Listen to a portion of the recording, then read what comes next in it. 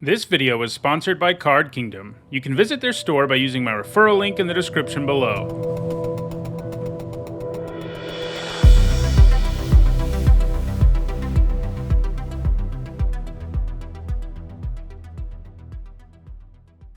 Hi everyone, I'm Nitsahone, and it's Friday, and that means it's time for another MTG Top 10, the series where I rank cards based on their historical performance at Magic's highest level of competition.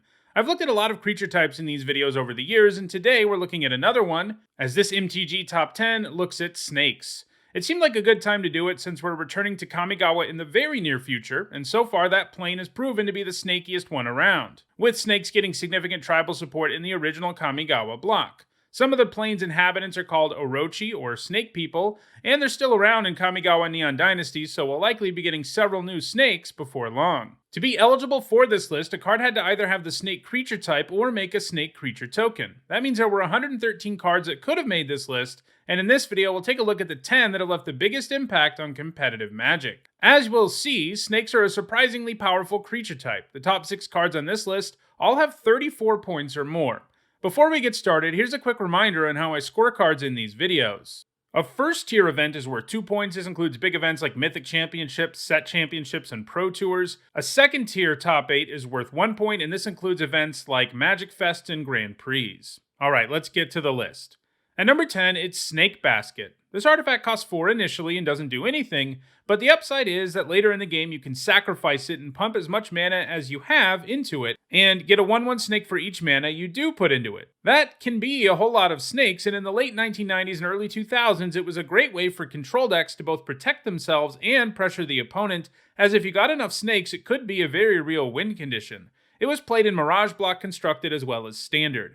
Unfortunately, it's been 22 years since it last gained a point, so it's likely to lose its spot on this list with the new wave of snakes in Kamigawa Neon Dynasty. At number 9, it is Mystic Snake, a card that is a personal favorite of mine. It has the mana cost and the effect of Counterspell and Grizzly Bears stapled together, and it's a nice way to add to the board while telling your opponent no at the same time.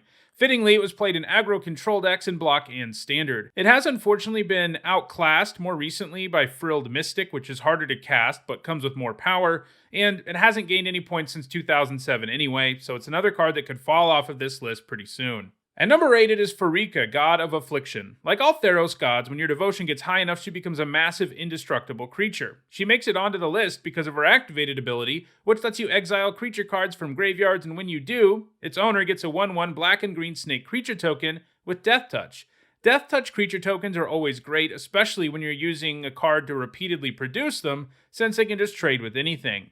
Note that her ability does give that creature token to the person whose card was exiled, which is a little bit of a downer. If you want to hate on an opposing graveyard, you end up having to give them those 1/1s. Of course, if Farika is a creature, she can just plow right through them thanks to indestructibility, and that definitely helps soften the blow of giving your opponent a token.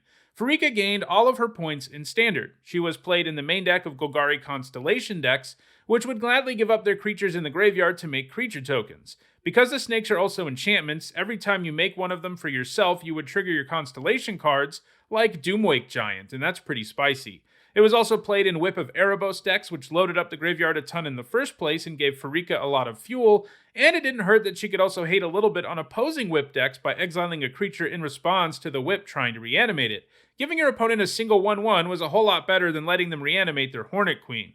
Anyway, Farika hasn't gained any points since rotating out of Standard, so she's another card in danger of falling off of this list in the near future. At number 7, it is Hexdrinker. The bottom part of this list we just looked at was pretty inactive, but from here all the way to the top, we'll be talking about cards that are still putting up at least some points today. Hexdrinker is one of those, despite being printed in Modern Horizons, a set that is only legal in Modern, Legacy, and Vintage. It starts out as a 1-mana 2/1, and that's a stat line that's pretty attractive for aggro decks to begin with, and then it has all kinds of upside because it can level up and get bigger and increasingly difficult to deal with, even gaining protection from everything if you get it to level 8. Though, admittedly, you're probably not going to be getting there very often in formats like Modern and Legacy. It has gained points in all 3 formats it's legal in. In Modern, those have come in Jund and Death Shadow decks. In Legacy, they've come in aggressive decks like Maverick and Canadian Threshold. And in Vintage, it has gained a single point in Bug midrange. It's going to continue to put up points, and it could potentially threaten some of the cards in front of it, though as we'll see, there is a big jump in points from number 7 to number 6. At number 6, it is Winding Constrictor, which has more than twice the points Hexdrinker does. The Constrictor is a nicely efficient 2 mana 2/3 that comes with the powerful ability to augment abilities that add counters on your creatures, your artifacts, or you. It helped spawn an entire archetype while it was in Standard called Golgari Constrictor, which, as you can imagine, was all about adding counters to things. When combined with cards that put counters on more than one creature, like Verdurous Gearhulk or Rishkar Pima Renegade, things could get especially silly. More recently, it's teamed up with Hardened Scales and Pioneer to put even more counters on things. It hasn't been nearly as active since rotating out of Standard, and it hasn't been doing a ton in Pioneer over about the last year, but it still has a decent shot at gaining more points in the future. At number 5, it is River Boa. It's probably hard to believe for newer players, but back when this was printed in Visions, it was one of the best 2-drops in the game. It had a solid stat line, couldn't be blocked by blue decks, and could regenerate, making trading with it or using removal on it a heck of a lot harder. It also got a reprint in 6th edition, extending its time in Standard. So it was part of a lot of mono-green stompy decks in the format between 1997 and 2000. It also did some pretty serious work in extended aggro decks all the way up until 2003. Earlier when I said that River Boa's power might be surprising to new players, I probably should have said unless you play Pauper, because the Boa is still doing serious work there too in stompy decks, and it's going to continue putting up points there. At number 4, it is Icefang Cottle. This is another card that I really love. I guess I'm a big fan of Simic snakes with Flash. The Cottle gives you a 1/1 with Flash that draws you a card, something that is already kind of alright, but what makes it really great is that it gains Death Touch if you have 3 other snow permanents, which means you can flash this in to block and kill something and draw that card, in which case you're getting a pretty sweet 2-for-1. Now, the Cottle was printed in Modern Horizons, so it didn't get any time in Standard, but that's been just fine, because it's been powerful enough for Modern and Legacy. It helped spawn snow decks in both of those formats. Those decks were so good that one of the other key cards in it, Arkham's Astrolabe, got banned in both formats, but the Cottle has managed to carry on in those formats even without the Astrolabe, though it isn't quite as dominant as it once was. These days, the decks it shows up in aren't quite as snow-centric, but they run a bunch of snow lands to get full value out of it. That, and they can also rebuy the Enter the Battlefield ability with stuff like Yorion. It will keep gaining points going forward. At number 3, it is Stone Coil Serpent. This artifact snake gives you a whole lot since it comes with reach, trample, and protection from multicolored while being an X-costed creature, which means it can be played anywhere on the curve that you want to play it. This means you can play it as your 2-drop, or you can pump a ton of mana into it later in the game and use it as your win condition. The card's flexibility and the amount it gives you for your mana has led to it being a multi-format all-star already. In Standard, the snake was largely played in aggro decks. In Pioneer, it's been played in decks like Golgari Scales, which can get some extra value out of the card's +1/+1 counters with things like Golgari Constrictor. And it's also been played in blue, red, and soul artifact decks in Pioneer, which is a more artifact-centric deck, as well as Devotion to Green, which can pump a ton of mana into the snake to make it massive.